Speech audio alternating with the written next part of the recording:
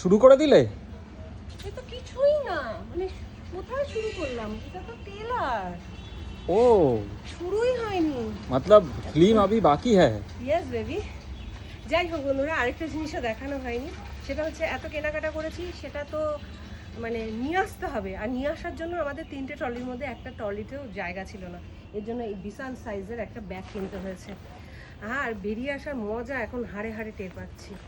কি বিচ্ছিরি গরম কলকাতায়, মানে কি বলবো, ওখানে তো বেশ আরামে ছিলাম, এখন শুরু হয়েছে যুদ্ধ। মানে কেন এক নতুন তুমি যুদ্ধ। বলতে শীতকাল ভালো লাগে না, ঠান্ডা ভালো লাগে না? ভালো লাগে না, কিন্তু গরমকাল মানে প্যাচপ্যাচানি গরমে সহ্য করে নেবো, গরমকালটাই ভালো হবে।